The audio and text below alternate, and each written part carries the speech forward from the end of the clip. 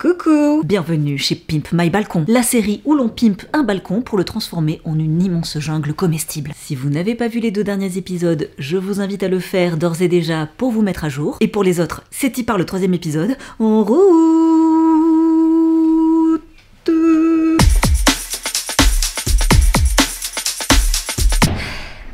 Je suis un petit peu chargée ce matin. Comment je sonne? J'ai pas de main. Bon matin! Je t'ai ramené des petites surprises. Ouais, trop beau, dis donc. Bah c'est pas trop la tête de mes semis à moi. Bah vous allez voir ça, c'est... On va dire que là je suis rentrée de vacances et c'était pas la meilleure nouvelle. On savait d'avance qu'il y aurait pas que Oui, ce serait pas si simple. des réussites. Aujourd'hui, c'est les plantations. Oui, enfin! Jurez, après ce temps pourri, on les attendait, hein. Moi j'en peux plus. On a une journée de beau temps, c'est maintenant. Si on fait un petit état des lieux, ce qu'on voit, c'est qu'on a des tout petits plants. Lui, en plus, bonus, il a cramé. On en a d'autres qui n'ont pas forcément pris cher. Ça, c'est quoi? Ah oui, c'est les œillets, mais qui restent tout petits, quoi. Elles sont jolies, les hippomées, c'est vrai. Ouais. Mais tu vois, c'est un vert un peu jaune. Ouais, c'est vrai. Pas très vigoureux. Ça filasse. Ouais. Après, je me demande aussi si le substrat, tu vois, il est genre un peu épais et tout. J'ai l'impression qu'il sèche méga vite. Donc c'était un terreau universel. L'une des grosses erreurs qu'on a faites, je pense, c'est de ne pas tamiser ce terreau universel. Il était trop grossier, peut-être pas assez mûr, en tout cas, pas du tout adapté aux semis. Tant pis. Il y a des choses qu'on va pouvoir planter quand même. Oui. On a aussi plein de semis qu'on va pouvoir faire en direct dehors, en pleine terre. C'est la période. On est loin d'avoir raté les choses. Et en plus, il avait un temps pourri. C'est pas pour me trouver des excuses, mais franchement, genre, il n'y a pas eu de soleil du tout de la merde. et tout. C'était cata, quoi. Direction le balcon et on, Allez, vas-y, on installe tout.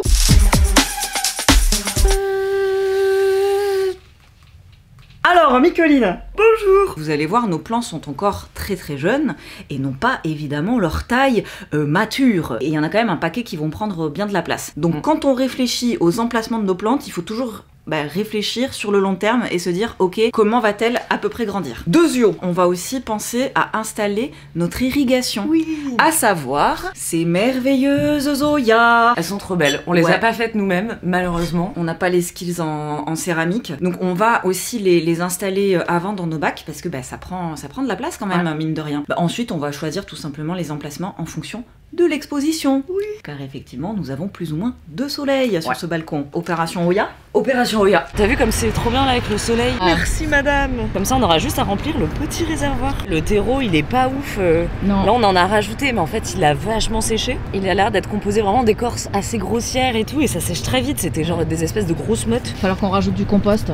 Ouais, voilà, exactement. Faudra l'amender. Moi, j'ai pas encore de compost prêt. J'ai reçu mon lombricompost de la ville, mais j'attends les verres encore. Et j'ai aussi acheté en jardinerie ce petit, je sais pas comment on appelle ça, ce petit embout, ce petit plug. Voilà, soyons honnêtes. Comme les posts dans la Redoute, tu te souviens de ces catalogues? Lui, il va servir à aller dans la terre. Et en fait, on peut mettre une bouteille en plastique. Et après, tu le mets dans tes pots. Et pendant les vacances, quand tu t'en vas, t'as ton eau qui du coup fonctionne comme l'Oya par capillarité. Et ça va se diffuser tout doucement. C'est moins esthétique, il y a du plastique. Mais c'est moins coûteux et c'est un bon dépannage pour les vacances, quoi. C'est pas mal tout ce qu'on a là.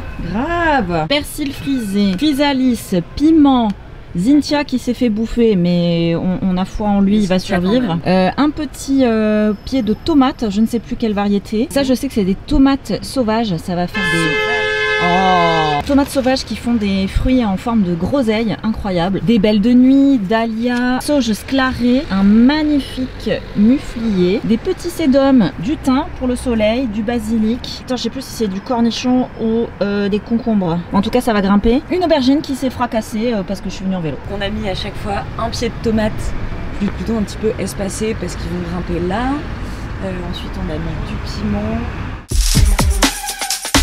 Si vous n'avez pas d'idée d'association à faire entre différentes plantes, je suis sympa, je vous en donne. Vous pouvez par exemple associer les aubergines avec les haricots, le basilic et la coriandre. Les concombres peuvent aller avec les œillets, les piments ou les poivrons. Les épinards, les choux, les pois et les fraises feront également une très belle équipe. Vous pouvez également mettre les haricots avec les carottes, les capucines et pas très loin de tout ça, les pommes de terre. Ah purée, faut qu'on y pense aussi aux pommes de terre, attendez. Héloïse, on a oublié les pommes de terre.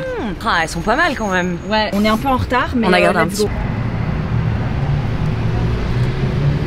Excusez pour cette interlude pomme de terre. Les salades, vous avez plein de variétés super rigolotes à tester, ça fonctionne très très bien en pot. J'ai pas beaucoup parlé des tomates, mais les tomates s'associent toujours très très bien avec le basilic, le persil et les œillets d'Inde. Ceci n'est pas une liste exhaustive, ceci n'est pas d'une science exacte, hein, on est d'accord, c'est pas de la pâtisserie. Donc faites également vos tests, vous aurez peut-être des très bonnes surprises en toute simplitude.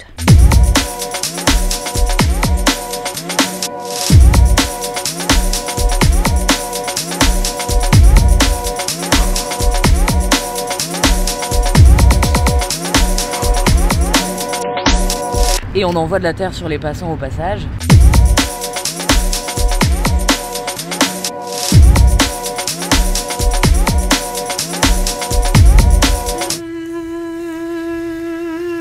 C'est l'heure de quoi, Héloïse? De l'apéro! Non, il est un peu tôt, il est 10h du matin. En revanche, c'est l'heure du paillage. Paillage. Et oui, car ça y est, on a planté. Et qu'est-ce qui se passe dans la nature? Le sol, il est jamais supposé être à nu, non? Qu'est-ce que t'en penses? mais bien sûr, ah bah alors ça. Quand on se balade dans la forêt, sur quoi on marche? Hein? On marche pas sur une pauvre terre battue. Non, non, non. On marche sur de l'humus. Des mousses, des branches, des, je sais pas, des feuilles, petites herbes, des feuilles. Et un tas de micro-organismes, vers de terre, petits cloportes qui s'occupent de décomposer cette matière. Ça joue le rôle de couche isolante. Donc c'est trop bien pour retenir l'eau, éviter qu'elle s'évapore. Mais l'hiver, c'est aussi cool pour éviter que le gel il vienne taper la terre et que ça gèle, pourquoi pas les racines. Au fur et à mesure, cette matière, comme elle est organique, elle va se décomposer et apporter un petit peu de nutriments supplémentaires à la terre. Et ça, on ne dit pas non. Ce qui est cool avec le paillage, c'est que ça peut se faire à partir de plein de matières. Là, par exemple, j'ai acheté de l'écorce de pin. Après, tu l'as dit, on peut ramasser des feuilles, mais c'est pas non plus trop conseillé des feuilles mortes. Pourquoi c'est pas sur un balcon? Bah, genre, tu vas pas aller taxer tous les parcs. Je l'avais un peu fait à un moment, mais déjà, tu sais pas trop ce que tu ramasses par terre dans les parcs urbains. Après, en soi, les feuilles mortes, c'est un super paillage. Du carton. On peut aussi pailler, ouais, c'est ça, avec du carton, les boîtes d'œufs, j'imagine. On peut utiliser de la paille aussi, si on en a. Moi, j'ai vu là récemment, chez Truffaut, par exemple, du paillis de lin, du paillis de des chanvre. Des fibres organiques, en fait. Voilà, tout ce qui est fibres. Ouais. Ça peut être de la vieille tonte aussi récupérée chez le voisin d'à côté. La vieille tonte, bah oui, de la vieille tonte. Elle y va, celle-là. Putain, les cheveux. Oh. Tu veux que j'aille vider ma brosse sur les plantes? Non, ça va aller. Écorce de bois, on s'en accommodera très bien, ça va être super. Parfait. Et bah, let's go, le paillage, hein.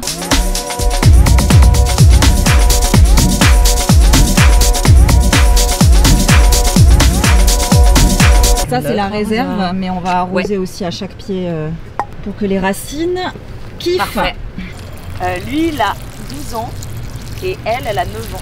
Ne serait-il pas le temps, ne serait-il pas temps de faire un petit point biodiversité aussi? Car c'est aussi l'objectif, hein, c'est de proposer un lieu accueillant pour la faune, la flore et les petits humains en bonus. Quels sont les points les plus importants? De choisir des plantes le plus variées possible, comme ça on offre plein de possibilités à plein d'insectes différents. Il y a aussi ce qu'on appelle les plantes mellifères ou aussi nectarifères, qui comme leur nom l'indique, produisent beaucoup de nectar. On a mis du thym, de la bourrache, on a mis des œillets, capucine, bleuet, on peut mettre de l'aquil et millefeuille, peut-être que je compléterai en plus là. Plantes mellifères, ça, on est bon. Deuxio, est-ce que tu peux nous raconter ta petite aventure avec la Ligue de protection des oiseaux? Ce qui est trop cool, c'est qu'il y a déjà énormément d'infos sur le site pour savoir comment choisir le bon nichoir, comment accueillir en fait la biodiversité. Donc c'est une mine d'or d'informations. Moi j'avais recueilli un petit prospectus. Vous pouvez aller sur le site internet, vous inscrire. Ils font un petit état des lieux, vous dites à quel étage vous habitez, vous donnez votre adresse et je pense qu'après ils vérifient. Et l'idée c'est qu'ils vous font une suggestion, ils vous envoient un refuge. Et donc quand vous payez 35 €, vous adhérez à une newsletter et à un suivi, à un accompagnement de votre refuge. Vous devenez refuge LPO et il vous envoie un petit refuge. Moi j'ai eu le droit à celui-ci, n'est-il pas mignon? Il vous envoie également un petit guide avec et dans le guide il vous explique un petit peu toutes les clés pour